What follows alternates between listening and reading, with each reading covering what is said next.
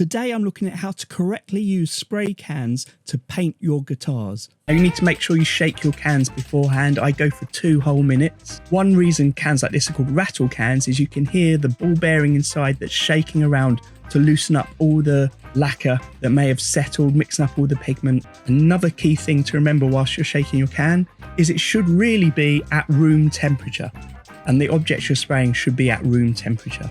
So if you're spraying somewhere cold, it's not ideal. I have a spray booth that I normally heat during the winter. I turn my rads off in there though when I'm spraying. And some people like to keep their cans warm by putting them in warm water first, like a bucket of warm water. Make sure it's not boiling. That helps raise the temperature up. But I like to keep my cans in a heated room for the hour leading up to when I use them, and then give them this good shake. Now, when I was taught to use spray cans and air guns, there are a couple of key things that I was taught that have stuck with me that I want to make sure you're aware of. The first one is, if you spray your spray onto the guitar surface and then move the spray can, what you'll see is you get a pool of the lacquer building up and dripping down. If you spray across your surface and then stop your spray while you're pointing at the surface, you'll get a pool that builds up and drips down. I prefer spraying in the vertical position like this with the guitar upright. Now, if you're not able to do that for some reason, I would recommend when you're spraying with it lying flat that you actually don't put your can directly above the guitar body like this, but hold it at a bit of an angle. That helps a bit to reduce any potential dripping, although I've not really had dripping with these cans before. You also want to make sure, if possible, that the guitar body is lifted quite high off of the surface below, so you don't get any spray back from the overspray of the paint bouncing off the table or whatever you're on and back up onto the underside of the guitar. And when you're spraying vertically, you want to keep your can parallel to the guitar body. Try not to have any angle at all.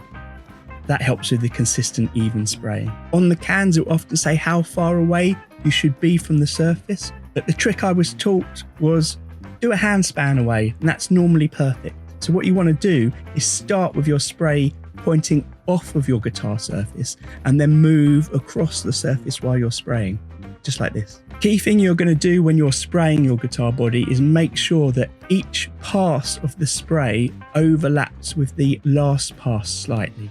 That helps you give a consistent coverage as you're going down. Now, I'm going to talk about coats of paint. And when I talk about coat of paint, I mean using your can in one whole horizontal and then one whole vertical direction. So the vertical is going to completely overlap the horizontal that went before. That's what I call one coat, not 2 coats, one coat. Now you'll get used to how fast you move your can backwards and forwards, but I find this rate that I'm going at is absolutely perfect.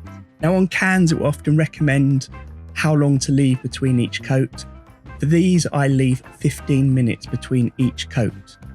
And I then do 3 coats in one session and no more. The reason is to make sure I'm not applying it too thick. Of course, with any new paint or lacquer you're using, I always recommend a test. So here I'm using a box. Obviously it's using up some of the paint, but it's essential to do a test first so you don't end up spraying too thickly, too heavily, too lightly, and having all the problems that go along with that. Now, before I go on to my second session, which is always a minimum of 24 hours later, some people will like to sand the surface. Now, with nitrocellulose, you don't need to sand the surface to help with the bonding because the lacquer will just melt into itself, so it would adhere really well to previous coatings.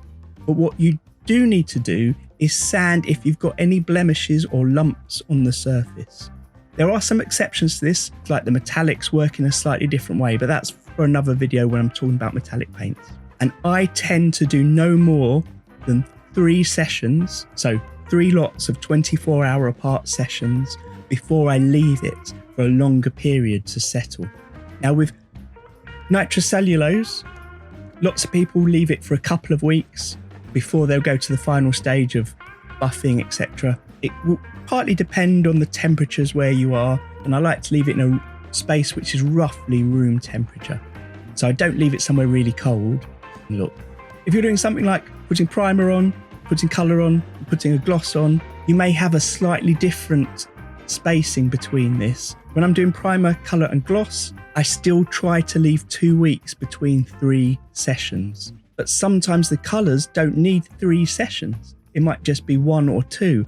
Now this video was just focusing on how to use the cans. If you want to know what order to put things on, for example, primers, colours, top coats, I've also made some videos.